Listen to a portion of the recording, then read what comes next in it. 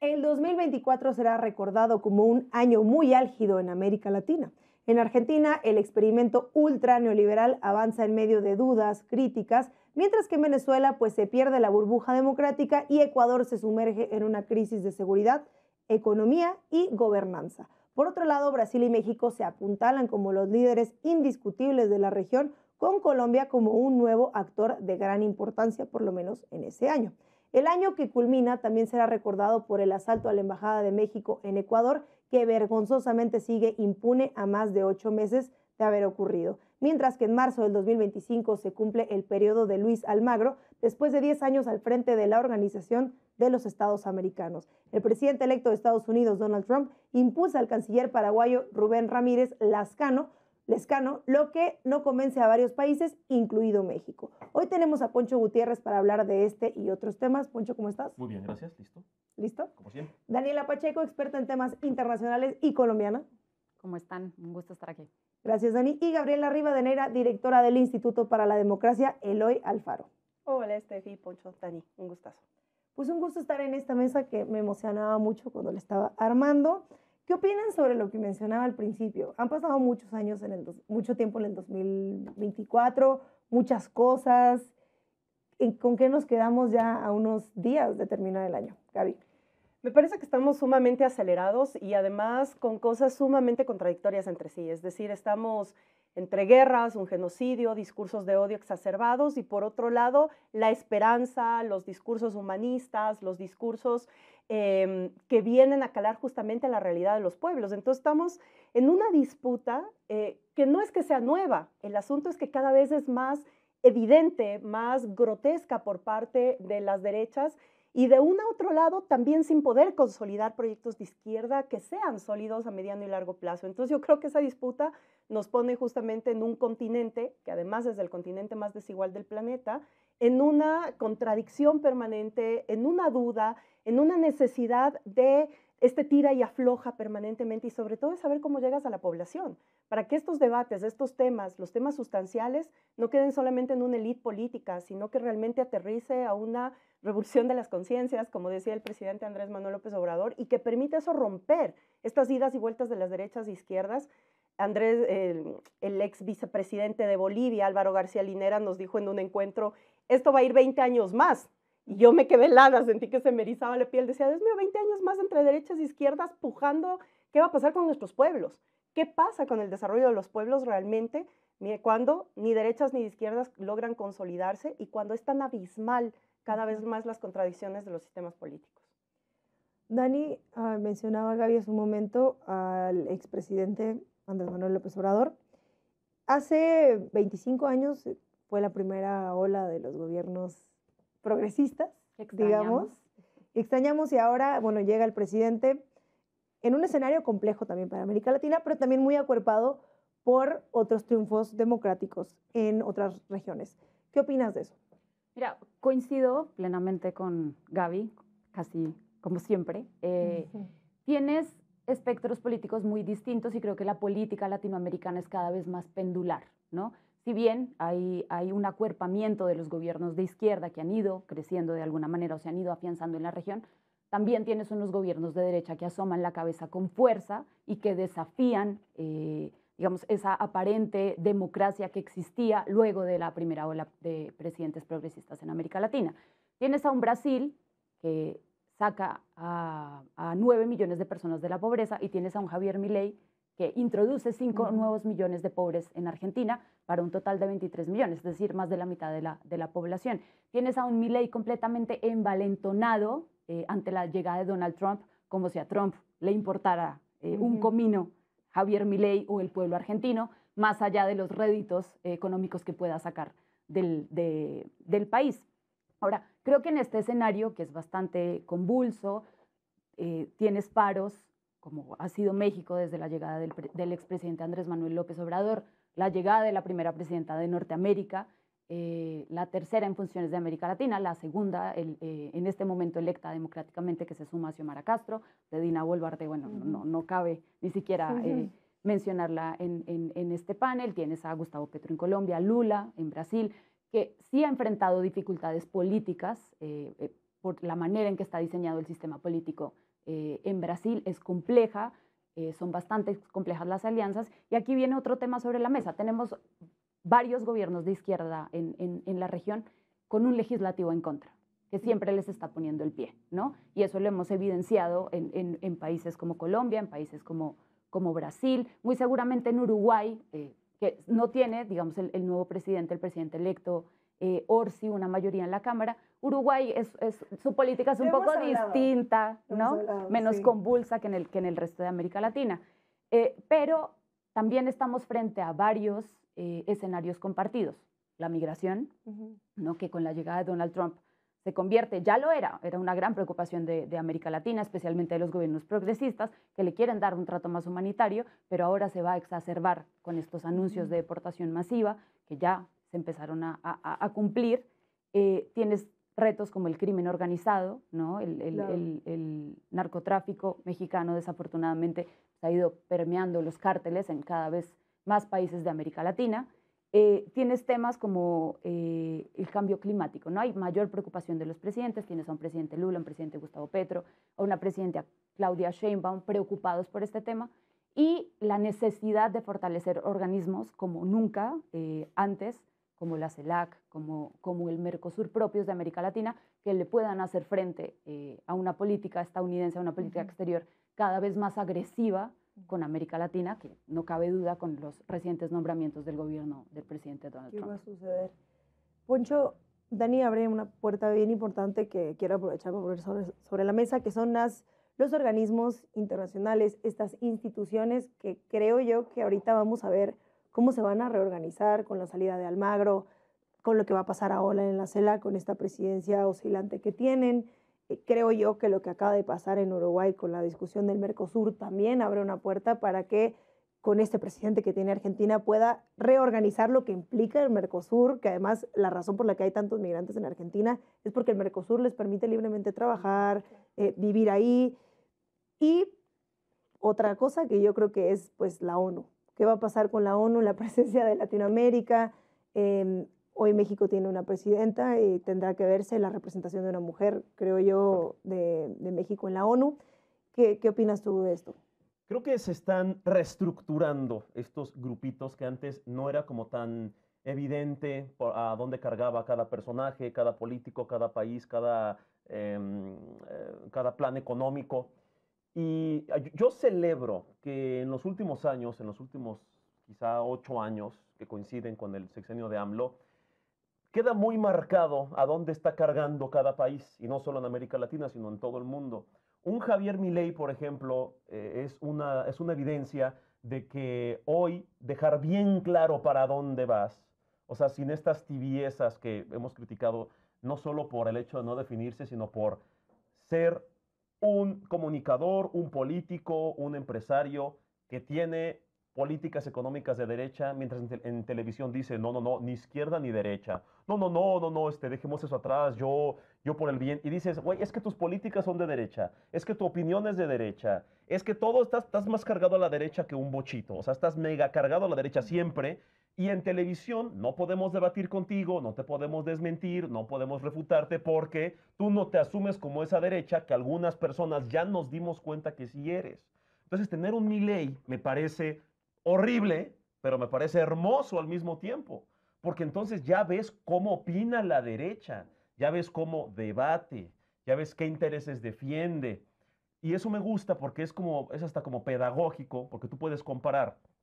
Tienes a un Lula opinando, a una Claudia Sheinbaum opinando, y tienes a un Milei, tienes a un Bolsonaro, a un Bukele, que evidentemente tienen o tuvieron discursos, prioridades, y la gente que todavía no está muy segura de cómo opina una persona de izquierda y otra de derecha, pues escucha a su presidente o a su alcalde o a su gobernador y dice, me suena más a Milei que a Lula.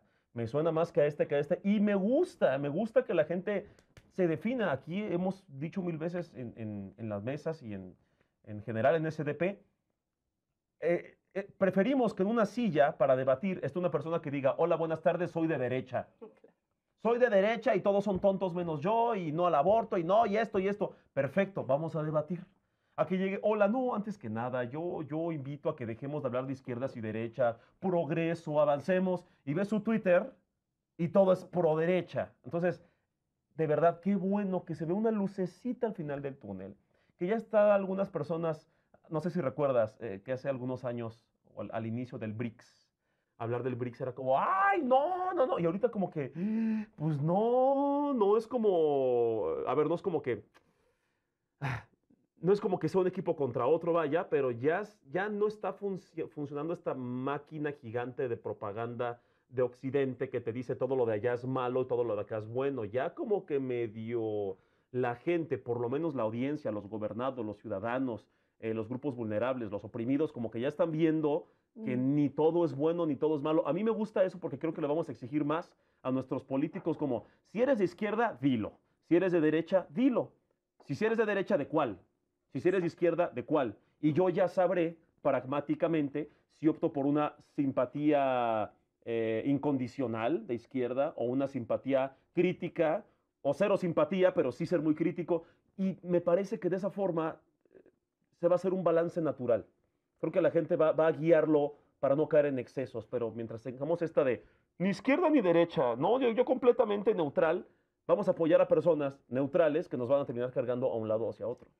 Gaby, menciona Poncho de alguna manera que está esta todavía como dicotomía entre derecha e izquierda. Sin embargo, ahora que está de moda la geopolítica, muchos dicen, yo no es que esté necesariamente de acuerdo, pero que ahora la disputa es más bien entre ser globalista, nacionalista.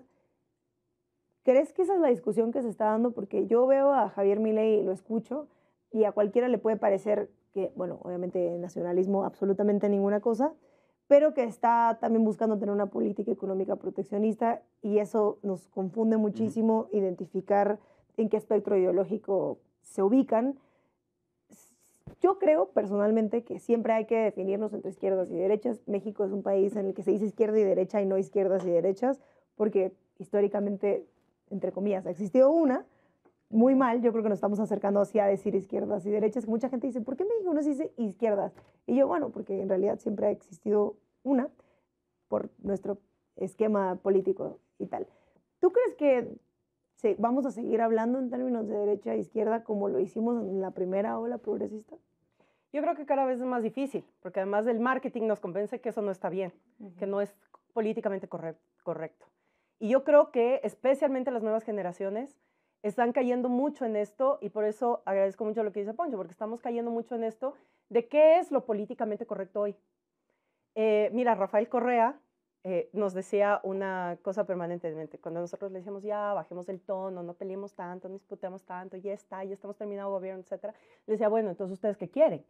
Si quieren que sonríe a todo el mundo o si quieren sonreírle a todo el mundo, vamos a vender helados, porque para eso necesitas sonreírle a todo el mundo. Si quieres que gobierne, aquí hay que tomar decisiones. Y cuando tomas decisiones, un sector, bien o mal, va a verse perjudicado. El tema es a dónde va la balanza, de quién perjudicas cuando tomas las decisiones dentro del político público. O proteges a las élites económicas o permites justamente una democratización mucho más amplia hacia el pueblo. Y en ese sentido a mí me parece que estas discusiones que cada vez parece que incluso entran más a la palestra política, bueno, pero es que ya no es izquierda, ya son los progresismos, ¿no? Sí, pero en los progresismos hay progresismo de izquierda y progresismo de derecha. Argentina Bukele, por ejemplo. La izquierda y el progresismo. Claro, y Bukele, por ejemplo. Bukele es un progresista de derecha, ¿ya? Ahora, podemos discutir en miles de categorías, porque cada vez es como que vamos escarbando más y vamos tratando de darle más teoría a lo que va pasando socialmente. Yo dentro de mi clásica escuela política te diría, es eso, o sea, es además un instinto de clase. ¿Dónde te ubicas? ¿Dónde te ubicas en eso? Y vamos a terminar siempre los más ubicados a la izquierda, no porque te creas de izquierda, sino por lo que buscas. Si buscas justicia social, si buscas paz, si buscas realmente ser solidario con tu prójimo, si buscas proteger, si concibes al Estado como cuidador, obviamente estás muy lejos de la derecha, porque la derecha y la teoría de derecha te dice que el capitalismo tiene que seguir acumulando para que por efecto cascada, en algún momento esa acumulación termine irrigando todo el pueblo. Y eso No pasa, no ha pasado y no pasará. Es el fracaso del sistema capitalista. Y por eso es que en los finales del siglo XX decíamos, bueno, se acaba el liberalismo, viene el neoliberalismo, y ahora estamos hablando del post-neoliberalismo, y vamos a seguir así buscándole cada vez, ampliarle y jalarle y estirarle el sistema porque vivimos en el sistema capitalista. Y la izquierda, cuando llega a gobiernos, lo que tratan es de decirte, mira, esto que está tan mal, que no está bien que el Estado sea un Estado que proteja a su clase, porque el Estado y el poder, lastimosamente, históricamente en nuestros países, se ha dejado llevar por la derecha y una derecha bancaria, una derecha, además, ni siquiera nacionalista, porque ya quisiéramos nosotros que tener una derecha nacionalista, que por último apueste su país, no, es una derecha bancaria, tercerizadora, que está además muy anclada a deuda externa, a compradores de bonos de deuda externa y compran más deuda externa para pagar los bonos de la deuda externa y así seguimos en círculos viciosos que parecen no acabar. Yo creo entonces que más allá de decir, a ver, ¿cómo tiene que ir el discurso político o cómo tendríamos que motivar el debate político? Si entre izquierdas o derechas o progresismos varios, yo globalismo, digo, nacionalismo. o globalismo, nacionalismo, etcétera, bueno, vamos a definir qué tipo de modelo queremos para atacar la pobreza de la gente, para atacar la crisis climática, para atacar los temas sustanciales que realmente nos están consumiendo, nos están carcomiendo. Y las futuras generaciones son las que van a vivir eso. Yo sufro por mis hijos y no quiero pensar en mis nietos, Dios mío. O sea, es así. O sea, si al 2050 no vamos a tener agua, si ahora mismo Ciudad de México o Santiago de Chile son las capitales con mayor estrés hídrico, ¿qué nos depara a las otras zonas que se están acercando al estrés hídrico? Por poner una de las temáticas de la crisis global. Entonces sí estamos en una crisis global y necesitamos repensar. Y yo más bien lo que planteo siempre cuando conversamos con compañeras y compañeros de organizaciones políticas o sociales, yo les digo, a ver, repensemos qué queremos para nuestros hijos. Y ahí vamos ubicando nuestras similitudes. Y estoy absolutamente segura que cuando escarbamos las similitudes, vamos a terminar todos identificándonos en proyectos de izquierda. No por el hecho de ideologizarnos, sino por el hecho natural del instinto de clase, de ubicarnos donde tenemos que estar para saber dónde están las problemáticas que tenemos que resolver. Dani, quisiera aprovechar para poner sobre la mesa también la conversación sobre estos países que son hermanos y países que se abrazan y países que acompañan también esta ola progresista y la presencia de estos liderazgos en Latinoamérica, pero que suelen ser los países incómodos. Voy a poner sobre la mesa Cuba y Venezuela. Hace rato platicábamos tú y yo de la conversación que había en torno a Venezuela, específicamente Colombia, Brasil y México. ¿Qué va a pasar ahora que está de frente Trump, que evidentemente su relación con Venezuela no es la mejor, que yo creo que el triunfo de Trump va a lastimar como nunca al pueblo cubano, que de por sí ya está estirando la liga muchísimo? ¿Qué van a hacer estos gobiernos dentro de lo que se puede, el tiempo que le quede a Petro, digamos el tiempo que le queda a Claudia, el regreso de Lula? Chile no se sabe, Argentina, bueno, hay que darlo por vencido, Uruguay. ¿Cómo se van a reacomodar para intentar acuerpar a estos países sin caer en la trampa de la derecha que es, están apoyando a países que no son democráticos? Creo que ya cayeron en la trampa de la derecha, ¿no? Creo que Venezuela va a seguir siendo el protagonista, no solo en las elecciones de América Latina. Si tú buscas cómo se han desarrollado campañas en ciertos países europeos a donde ha llegado población venezolana, Venezuela también es el protagonista o un tema protagónico a la hora de escoger un presidente o de llevar a cabo elecciones. Yo no creo que ese escenario cambie, ¿no? Y lastimosamente Venezuela se ha convertido en un tema nacional para el resto de los países. Hablemos de Colombia, hablemos de Brasil, cuyos pueblos le exigen a sus presidentes que se pronuncien sobre el tema de Venezuela. No solo porque les importe el tema de la migración o porque estén preocupados, sino, no, claro, esos son hechos, existen, son relevantes, sino por toda esta maquinaria propagandística que si bien ya podemos hablar de un mundo multipolar, el hegemón de Estados Unidos sigue influyendo completamente sobre nuestros gobiernos y sobre cómo piensan los pueblos.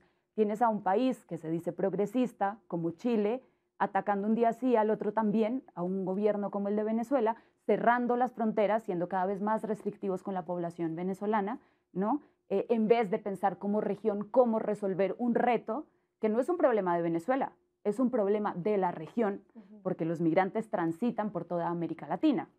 Finalmente, hacia donde deberíamos caminar, y por eso yo saludo, no recuerdo si es una o dos veces las que la presidenta Claudia Sheinbaum ha mencionado la necesidad de levantar los bloqueos en Cuba y Venezuela. Sin embargo, yo veo que con la llegada de Donald Trump y la radicalización del discurso y con las acciones que puedan tomar estas personas de su gabinete que van a tener una relación directa con América Latina, yo creo que el tema más bien se va a radicalizar, ¿no? Venezuela siempre, lastimosamente, ha resultado el caballito de batalla para quienes hablan de derecha y para quienes hablan de izquierda. Si bien yo creo que los jóvenes en estas sociedades llamadas sociedades líquidas prefieren no identificarse con una u otra ideología, creo que la narrativa de los medios de comunicación, la utilización del lawfare en contra de los gobiernos de izquierda, cada vez dificultan más que uno se pueda salir de esa dicotomía, ¿no? Es más fácil meterlos a todos en el mismo saco sin entrar a valorar cuáles son las características de cada uno de los gobiernos. Tú no puedes comparar a un tipo como Gabriel Boric con un hombre como Gustavo Petro, ¿no? Independientemente de que los dos tengan ciertas posturas que resulten incómodas, por lo menos para quienes de izquierda, Gaby, ustedes, yo, sobre países como Venezuela. Y que además tendrán que tomar decisiones de la misma manera estando en estos organismos internacionales. Eso no quita que tengamos estas quejas sobre Boric, que yo creo que su postura es cada vez más lastimosa respecto a cualquier tema. O sea, ahora lo que decía sobre el octubrismo, criticando las mismas protestas que lo llevaron a él al poder, me parece ya de lo más bajo. Pero sin entrar a una mesa de Chile, que desde luego se lo merece, cuando se vaya Boric hagamos una mesa para hablar de celebración. De celebración, qué fue, qué pasó, qué hizo, en qué quedó. Poncho, yo tengo una teoría y es la teoría de que Trump es un hombre de negocios y que si bien Cuba le sirvió para ganar una elección porque pues Miami le dio muchos votos y la mitad de su gabinete es de Miami, Venezuela no tanto. Y Estados Unidos necesita algo de Venezuela y se llama petróleo, oro negro. Creo yo que Trump va a bajar un poco la guardia en Venezuela. Lo veo yo dialogando con Maduro directamente. Si Maduro no empieza a decirle cosas de lejos, pienso yo que puede haber ahí una relación medio extraña, pero que puede llegar a suceder. ¿Cómo ves tú esto? ¿Qué crees que pasaría? Y déjame abrir la puerta para decirte, supongamos que cuando entró Trump pensamos que se iba a llevar muy mal con el presidente Andrés Manuel. Y al final, creo que el presidente, siendo un hombre de Estado, un estadista, lo supo llevar y terminó diciéndole que le caía muy bien. ¿Crees que también esto puede suceder con Claudia Sheinbaum? A ver, si hay una nación en el mundo que desde niños le enseña a su población, desde que son parte de la chaviza, a sus ciudadanos, les dice que Estados Unidos es el diablo, es Corea del Norte. Ajá. Donald Trump se reunió con Kim Jong-un y le dio la mano y la foto y todo bien y lo dejaron pasar. Eso te habla de que el señor puede tener algún tipo de, no sé, que sea tanto su interés X, económico, político, egocéntrico, lo que sea, que dice, me voy a tragar el coraje, las emociones, la dignidad, lo que sea, para una foto con alguien que tiene, con una nación que tiene décadas insultando a mi bandera. Dame la mano, hermano, ¿no? Ajá, sí, amigos, todo. Rusia.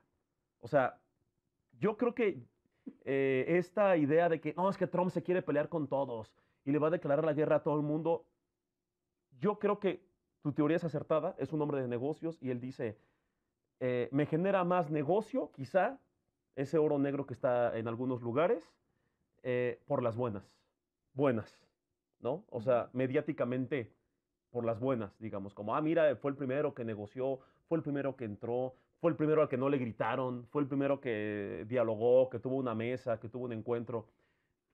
Yo creo que tiene algo de AMLO también, Donald Trump, porque cuando eran candidatos, los dos, no, que el muro... ¿Cómo? Sí, claro. A ver, cuando AMLO era candidato, escribió un libro que decía, sí, oye, Trump, y la dignidad, y, o sea, en cuanto yo gane, vas a ver. Y Trump, no, que cuando yo gane el muro, los mexicanos horribles ganan y como que dicen, nos mamamos, ¿verdad? Como que sí nos pasamos de lanza. Y como que dices, bueno, tiene que haber alguna forma en la que ambas naciones salgan ganando. Ya sabemos qué fue lo que pasó después.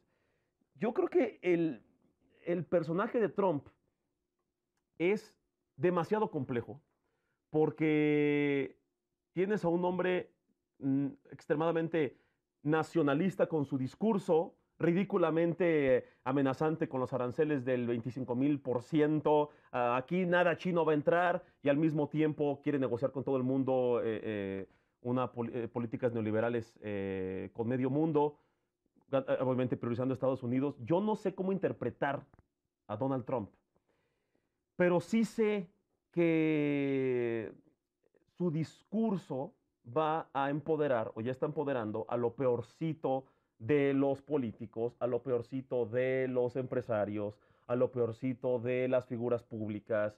Y yo creo que eso, y no es que yo defienda a Trump, pero me parece que eso es lo que más va a afectar al mundo.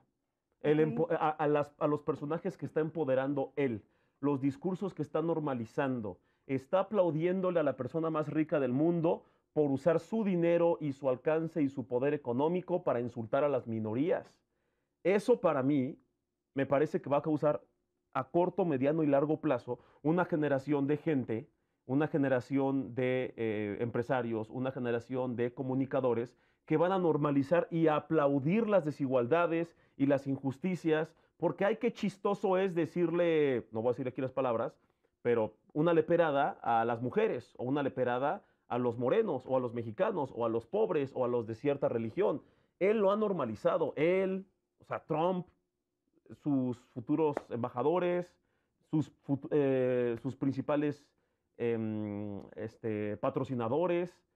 Creo yo que ahí está el verdadero, la semilla es el verdadero problema, lo que él está empezando a hacer ahorita. Yo no sé cómo va a trabajar él en temas económicos. Me gustaría que fuera mega claro, porque ya sabemos que mucho de lo que prometió en su campaña antepasada, o sea, la primera vez que él ganó, mucho no lo cumplió. O sea, esta extrema agresividad económica no la cumplió. Cambió algunas cosas. Me encantaría tener la certeza de qué va a hacer para saber cómo analizarlo, pero me parece que blofea demasiado y no lo podemos interpretar. Hay un proyecto de Trump que se llama el Proyecto 2025, que dice cómo va a gobernar, y de hecho tiene un centro de estudios donde explica cómo va a va a llevar a cabo las políticas, y también tiene un lugar, como yo diría, una escuela que se dedica a formar a los próximos personajes que van a estar dentro de su gobierno. Es un proyecto muy interesante porque te dice realmente cómo va a gobernar. Antes de llegar a la última ronda, que quisiera que fuera más de movimientos sociales, creo yo que Trump es una persona que respeta a líderes populares. No tanto que los respete y que no los vaya a atacar con aranceles, sino que no los trata como trató a Justin Trudeau, que ahorita tiene una aprobación de 33%, que tiene una moción censura en el Congreso, que no es un líder popular. Por eso creo que hay una puerta para que pueda acercarse a liderazgos como lo hizo con Kim Jong-un en su momento. Pasando al último tema, me gustaría que habláramos sobre un movimiento que yo creo que fue, y para mí es el más revolucionario, incluso el único que plantea un panorama y un futuro verdaderamente democrático, que para mí es el movimiento feminista. Este año, y podría decir que los últimos 2 años, fueron del movimiento feminista, donde no hay proyecto político que no plantee, por lo menos desde la izquierda, un futuro donde las mujeres estén tomando decisiones y donde se hable de desigualdad, siempre hablando de la desigualdad que representan los hombres frente a las mujeres, ¿no? O el sistema patriarcal, y cómo el patriarcado va de la mano del capitalismo, y eso nos tiene en este escenario lastimoso, incluyendo y atravesando la crisis climática. Hoy tenemos a una presidenta, en el futuro en Latinoamérica tuvimos a otras presidentas, Dilma, evidentemente Cristina Fernández de Kirchner. ¿Cómo vemos el protagonismo de este movimiento y la representación de las mujeres para América Latina, con un presidente como Milei, que se rehúsa a decir la palabra presidenta, que se rehúsa a utilizar términos femeninos para los cargos políticos? Trump, que representa lo más bajo de la representación popular, yo creo, porque es alguien que ha sido señalado por acoso, y que representa todo lo que vamos luchando, que no debería llegar a ocupar un espacio de poder. ¿Qué viene para América Latina del 2025, para el movimiento feminista y cómo, ya sé que lo estoy poniendo ya sobre la mesa, México va a ser líder en ese sentido y en esa conversación? No, y es que es perfecto además, porque en este caso Claudia marca una hoja de ruta, Claudia Sheinbaum marca una hoja de ruta que además permite que todo el sur regrese a ver al norte. Si ya Andrés Manuel había abierto la puerta, pues Claudia hace que justamente toda la concentración del tema, no solamente de las mujeres, sino de un nuevo modelo de desarrollo, pueda realmente ser visto desde el sur hacia México, y me parece que eso ya es de por sí algo bueno que en el sur deberíamos empezar a anclarnos, ¿no? Y ahí me parece lo peligroso, es decir, yo trato siempre de buscar el optimismo dentro de las cosas, pero temo que pues en esta, tal como arrancamos este panel, diciendo, bueno, es que estamos en este tirable y afloja, viendo qué podemos avanzar, qué está retrocediendo, me parece que eso va a consumir la agenda política de los próximos años, si no es la próxima década. Y yo lo lamento, porque es decir, si la primera década del siglo XXI avanzamos con políticas de avanzada, vanguardia, procesos constituyentes, etcétera, 60 millones de latinoamericanos y latinoamericanas salieron de la pobreza producto de la redistribución de la riqueza, hoy estamos teniendo un retroceso muy fuerte. En países como Ecuador, irrecuperable en al menos 20 años más, ¿no? Así de grave es la situación.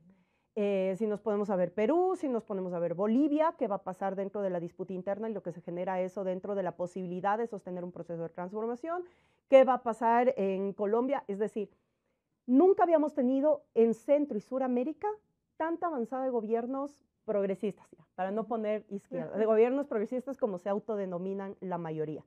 Sin embargo, no hay un espacio de articulación política, salvo los BRICS, que no lo lideramos en la región.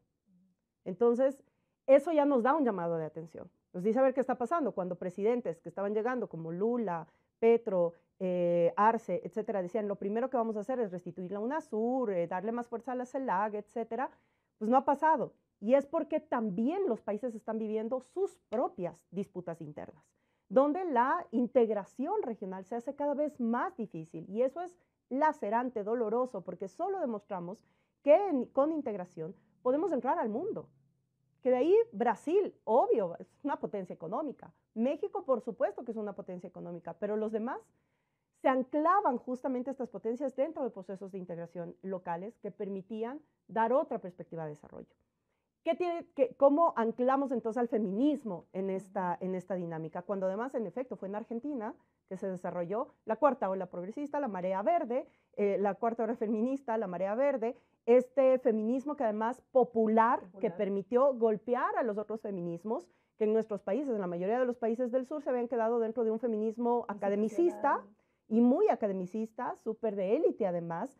No lográbamos aterrizar el tema del debate de los derechos de las mujeres, etcétera, y Argentina logró golpear eso. Ahora el problema es que Argentina ha tenido retrocesos brutales en esa misma materia y ahora toma el liderazgo México en esa materia. Y el próximo año es clave para esto. El 2025 nos agarra con los 30 años de la plataforma de Beijing, que tendremos que ver cuánto avanzamos realmente dentro de los derechos de las mujeres en el mundo y especialmente en el continente y en la región.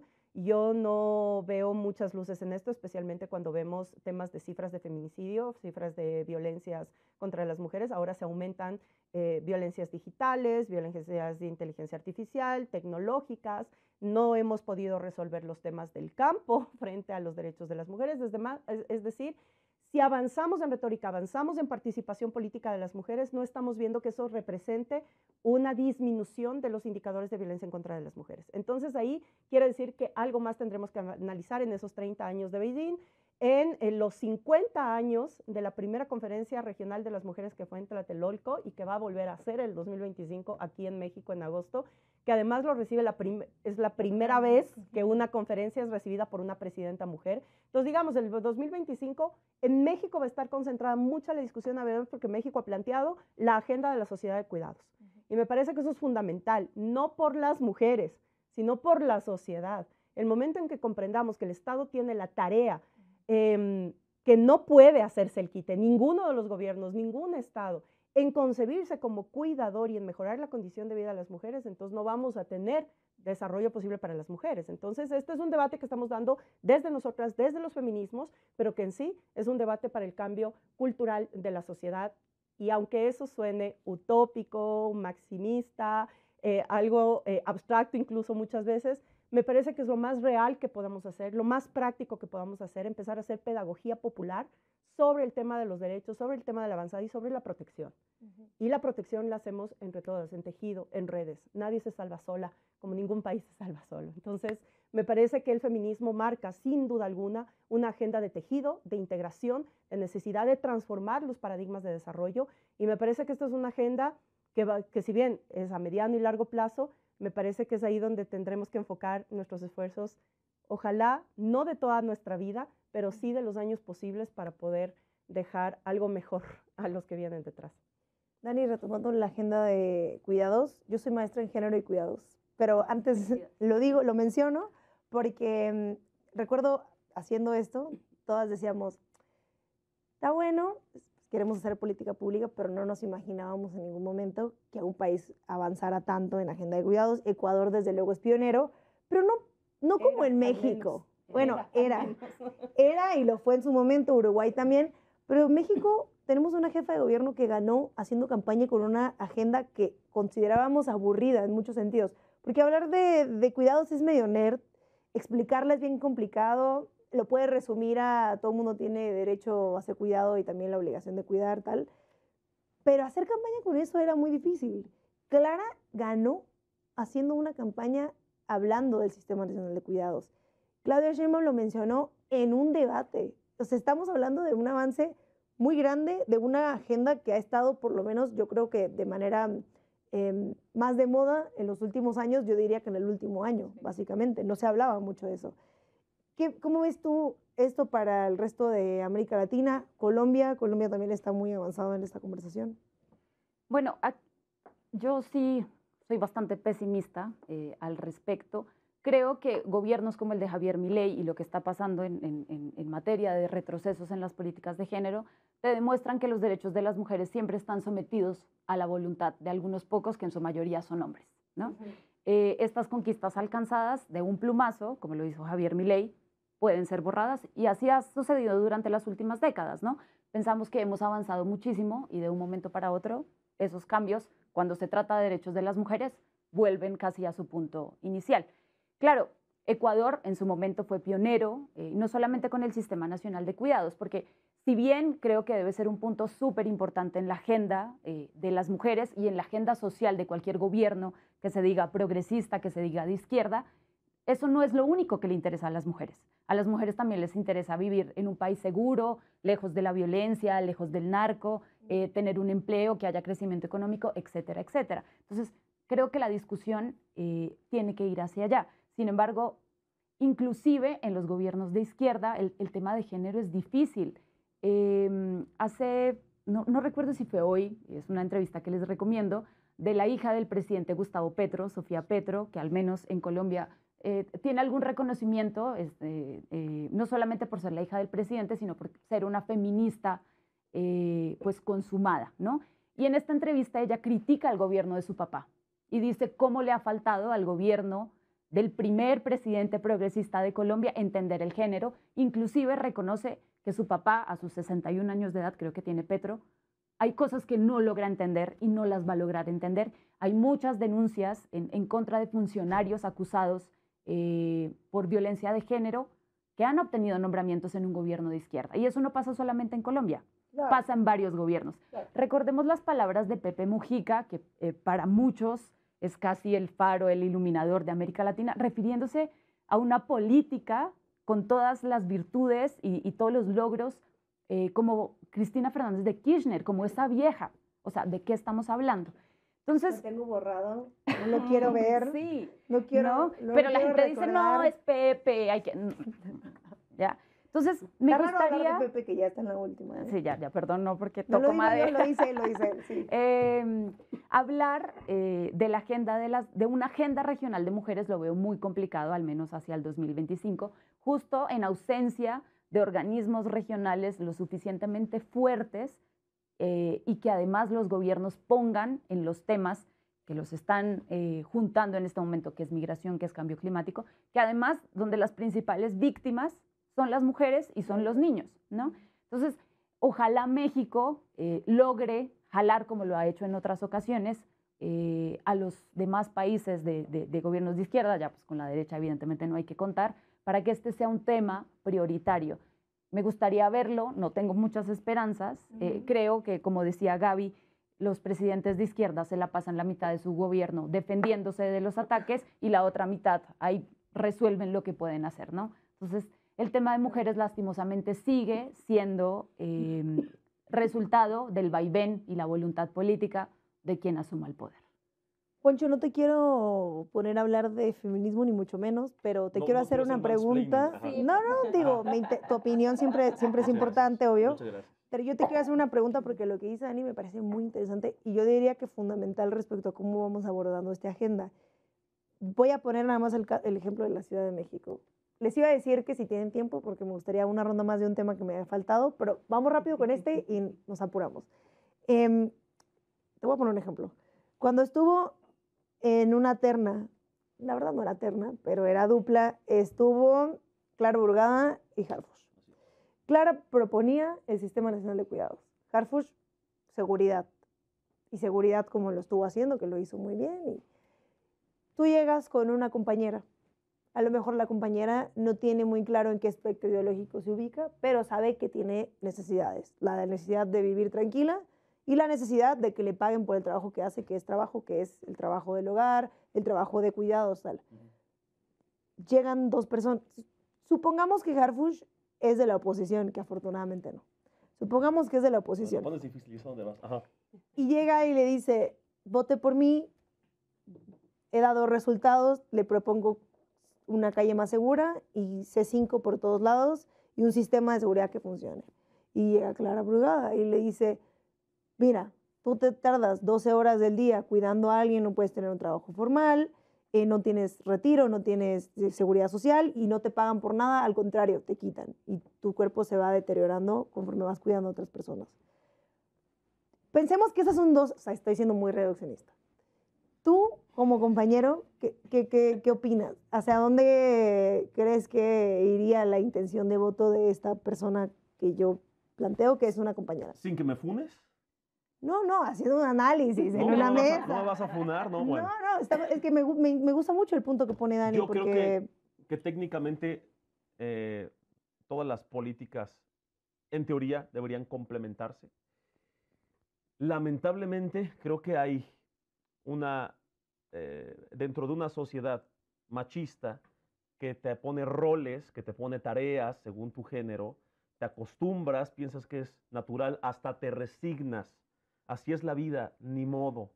Es que, ya sabes, estas frases que antes escuchábamos muy seguido, que eran justificaciones, ni modo, mijita, te va a tocar sacrificarte a esto, es lo que hay, o es que el hombre todo el día trabaja y, ¿sabes? Estas frases machistas de, entonces, no lo hagas enojar cuando regrese a la casa, ni modo, así es, o la abuelita, ni modo, mija, aguántate, a mí también me tocó, agradecida deberías estar porque yo te traje en mi vientre, no me alces la voz, así es la vida de la mujer y así hay que sufrir porque así ha sido siempre. Creo que a todos se nos ha metido esa idea una y otra vez y a veces te resignas o es como los derechos laborales que a veces piensas, pues mira, mientras tenga trabajo, mientras me den cierto dinero cada quincena, las prestaciones pues de eso, o sea, de tener un trabajo sin prestaciones a no tener trabajo, pues lo que me den, siento que va por no un conformismo, sino una resignación. ¿Cómo el gobierno se va a preocupar por mí? O sea, perdón, se me está despegando aquí algo. ¿Cómo el gobierno se va a preocupar por mí? ¿Qué me va a cuidar si así ha sido siempre? Creo que lamentablemente eso haría que muchas personas, incluidas mujeres, dijeran, a mí me da más miedo salir a la calle y que mis hijos se queden sin madre, o que me violen, o que mi mamá salga y la maten en un asalto, en un forcejeo, o que me secuestren, o que me chantajeen. Creo que es y de verdad no se trata de decir que es más grave, todo está muy mal, todo está horrible. Bueno, ¿por qué los feminicidios son perpetuados por alguien cercano a ti? O sea, por lo general, claro, porque es un tema dentro de la familia, en las casas, que el policía que está patrullando no lo va a resolver necesariamente. Pero lamentablemente creo que la percepción, sin que me funes, creo que la percepción mucha gente diría, incluidas mujeres dirían, prefiero seguridad.